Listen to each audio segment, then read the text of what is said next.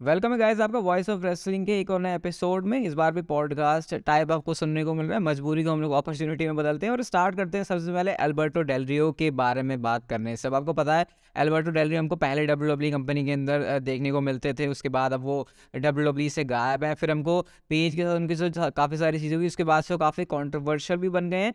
अब Alberto del रियो क्या वापस आएंगे डब्ल्यूडब्ल्यूई कंपनी के अंदर, स्पेशली जिस तरीके से ट्रिपल एच अब सुपरस्टार्स को वापस लेकर आ रहे हैं। तो अल्बर्टो डेल रियो ने इसके बारे में कमेंट किया कि जब जॉन लॉयनाइटिस यानी कि विंस मैकमैन वाला टाइम था, उस टाइम पर उन्होंने डब्ल्यूडब्ल्यूई कंपनी को अप्रोच किया था। हालांकि उस टाइम पर जो चीज़ें हैं वो वर्क नहीं करी और जो इवेंचुअली रिटर्न है अल्बर्टो डेल रियो का वो नहीं होता। लेकिन अब अल्बर्टो डेल रियो ये कह रहे हैं कि अभी तक उन्होंने ट्रिपल एच से या फिर जो नई मैनेजमेंट आई है उनसे इस बारे में बात नहीं करी है। और गाइस मैं आपको बता दूं कि अल्बर्टो डेल रियो वो बंदे में की लिस्ट में काफ़ी ऊपर आएंगे जो कि डब्ल्यूडब्ल्यूई में आने के लिए काफ़ी ज़्यादा डेस्परेट हैं कि उनको कंपनी के अंदर आना है। उन्होंने ये भी कहा था कि रिटायर होने से पहले वो कंपनी के अंदर दोबारा से ज़रूर कम्पीट करना चाहेंगे। पर्सनली मैं आपको बताऊं तो अल्बर्टो डेल रियो को देखने से ना वो पुरानी वाली डब्ल्यूडब्ल्यूई की फील आएगी। तो आई थिंक अगर वो आते हैं तो मुझे तो ये देखने में बहुत मज़ा आएगा। ये मैं नहीं कह सकता कि क्या सच में उनका आना डब्ल्यूडब्ल्यूई के अंदर एक अच्छी डील होगी या फिर नहीं, लेकिन ये अल्बर्टो डेल रियो के बारे में अपडेट। आप लोग क्वेश्चन भी पूछते रहते हो तो मैंने सोचा इसके बारे में कुछ नई चीज़ आई है तो आपके साथ शेयर कर दूं। अगली स्टोरी की तरफ गाइस हम लोग चलते हैं और मैट रिडल के बारे में बात करते हैं। अब रिसेंटली मैट रिडल के ऊपर भाई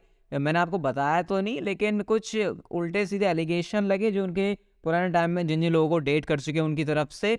एलिगेशंस काफ़ी सीरियस है कि उन्होंने जो है उनको सेक्सुअली अब्यूज़ किया है, ऐसी काफ़ी सारी बातें चल रही हैं। हालांकि रिडल इस समय काफ़ी बुरे टाइम से भी गुजर रहे हैं, क्योंकि आपको पता है उन्होंने डब्ल्यूडब्ल्यूई की जो वेलनेस पॉलिसी है उसको भी वायलेट किया था। तो रिडल ने ज़्यादा कुछ तो बोला है, सिर्फ उन्होंने ट्वीट किया जो कि आप लोग देख सकते हो अपने पार्टनर के साथ में। यहाँ पर ऐसा लग रहा है कि रात में ये जो है डेट नाइट के ऊपर है और यहाँ पे वो ये लिख रहे हैं कि I have been working a lot on myself lately and have been saying no and setting boundaries for the first time ever and certain people are not happy about it but I could not be healthier or happier, thank you for all the support. यानी कि riddle ये कहना चाह रहे हैं भाई उनके बारे में काफ़ी सारी बातें चल रही हैं, उनको लोग अच्छा नहीं देख सकते और इनडायरेक्टली हम कह सकते हैं रिप्लाई किया उन सारी चीज़ों को जो उनके बारे में नेगेटिव बातें चल रही है। मेरे ख्याल से जब तक कोई हमको ऐसे कंफर्म चीज़ नहीं पता चलती रिडल के बारे में, हम ये नहीं कह सकते कि उन्होंने कुछ गलत किया है। वैसे भी ये उनकी पर्सनल चीज़ है। रिडल को हम लोग जानते हैं उनके इन रिंग वर्क की वजह से, तो आई थिंक मेरे ख्याल से हमको उसके ऊपर ज़्यादा ध्यान देना चाहिए। और वैसे भी डब्ल्यूडब्ल्यूई की जो है जीरो टॉलरेंस पॉलिसी रहती है इन चीज़ों में। अगर कोई भी बंदा ऐसे दोषी पाया जाता है तो उसको काफ़ी तगड़ी पनिशमेंट मिलती है। तो अगर ऐसा कुछ होगा तो डब्ल्यूडब्ल्यूई कर देगी रिडल के साथ में। लेकिन फिलहाल मैं तो वेट कर रहा हूँ रिडल जल्दी से रिहैब करके आए और डब्ल्यूडब्ल्यूई की रिंग में आए और फिर रैंडी ऑर्टन के आने का भी मैं वेट कर रहा हूँ। अब हमने वीडियो के स्टार्ट में अल्बर्टो डेल रियो के बारे में बात करी, उनके रिटर्न के बारे में बात करी, तो रूसेव डे भी क्या कंपनी के अंदर आ सकता है वापस से। लाना ने इसके बारे में कमेंट किया और वो ये लिखते हैं कि रूसेव डे विल नेवर डाई।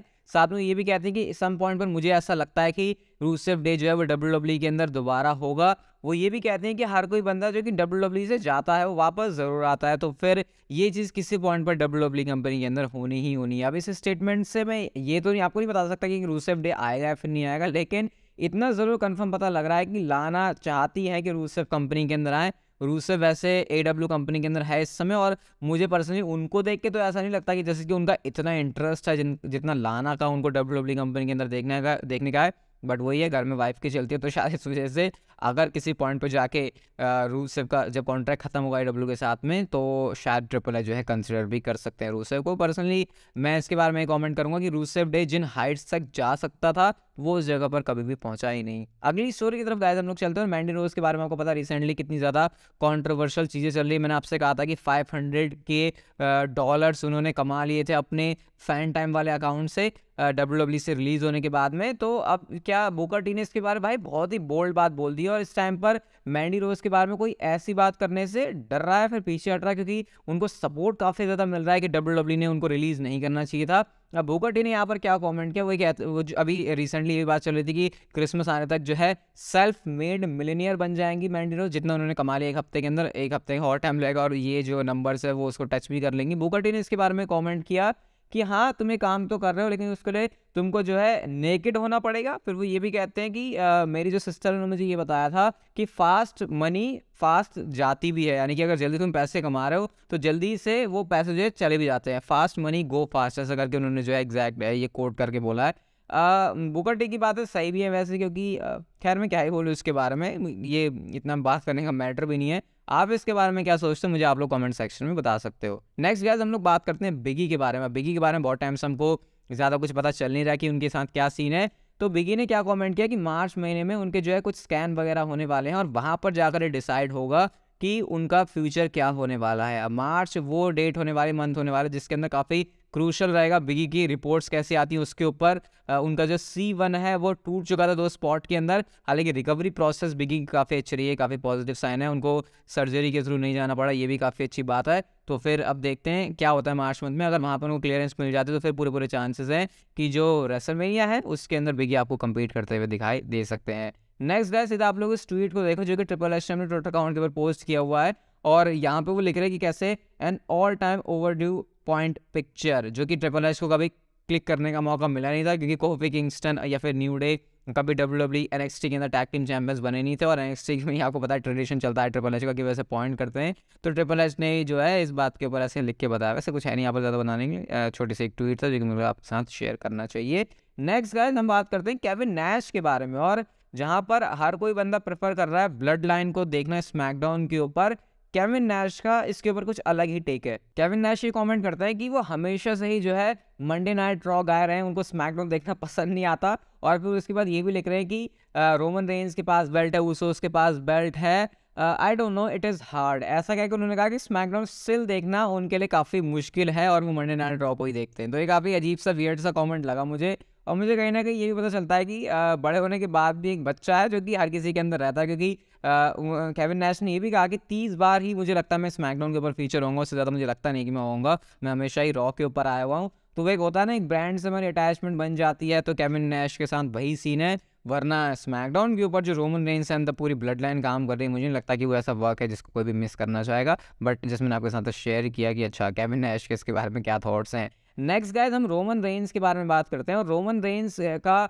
जो 2022 साल है उसको कहा जा रहा है कि हाँ ये सबसे बेस्ट उनका ईयर रहा है, जैसे जैसे उनके साल बढ़ रहे हैं उनका वो बेस्ट ईयर माना जा रहा है। लेकिन गाइस आप लोग इस स्क्रीनशॉट को देखो जो कि आप लोग केज मैच की तरफ से देख सकते हो, यहाँ पे हमको पता लग रहा है कि किस साल में जो विन लॉस रिकॉर्ड है वो रोमन रेंस का सबसे अच्छा था। तो अगर आप लोग यहाँ पे देखो तो जो साल 2020 था उसके अंदर 90% रोमन रेंस का विन लॉस रिकॉर्ड है जब उन्होंने अपना रिटर्न किया, यानी कि जो उनका साल था जो स्टार्टिंग में जैसे वो अपना कैरेक्टर चेंज करके आया। लेकिन अगर आप लोग उससे पहले देखो तो 2016 वो हमको साथ नजर आता है जब 89.3% के साथ में रोमन रेंस के हाथ में काफ़ी विक्ट्रीज हैं। 2020 को इसलिए ज़्यादा कंसिडर नहीं किया जा सकता क्योंकि इसमें सिर्फ 32 मैचेस हैं। तो अगर आप लोग कंपेयर करो तो अब के रोमन रेंस यानी कि 2022 में सिर्फ 70% विन लॉस रिकॉर्ड के साथ है, जिसको रोमन रेंस का सबसे बेस्ट ईयर कहा जाता है करियर का। तो ये एक स्टैट है जो हमको ये भी बताता है कि विन लॉस का परसेंटेज तुम्हारा क्या है वो ज़्यादा मैटर नहीं करता, तुमने स्टोरी लाइन में कितना अच्छा काम किया, तुमने मूवमेंट्स कितने अच्छे दिए हैं।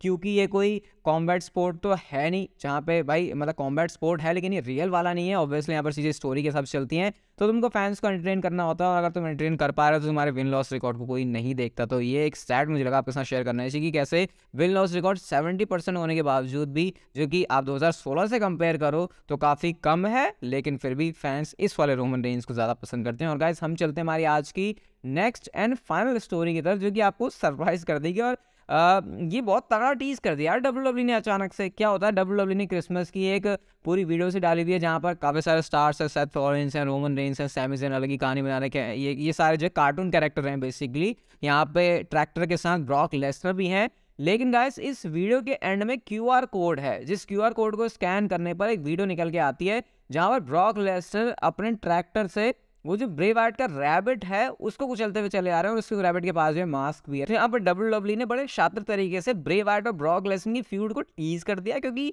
ये भाई ऐसा नहीं था कि इस वीडियो के अंदर ही है। डब्ल्यूडब्ल्यूई चाहते थे इस पूरी क्रिसमस वीडियो के अंदर इसको डाल सकती थी, लेकिन अलग से जैसे ब्रे वाइट टीज करते हैं ना वैसे QR कोड है, और QR कोड को स्कैन करने पर जो लिंक है वहां पे जाके ये चीज डब्ल्यूडब्ल्यूई दिखा रही है। मतलब डब्ल्यूडब्ल्यूई हमको बताना चाहती है कि भाई अलग से अटेंशन दो इस चीज को, तभी उन्होंने इस चीज का जो QR कोड है उसको डाला हुआ है।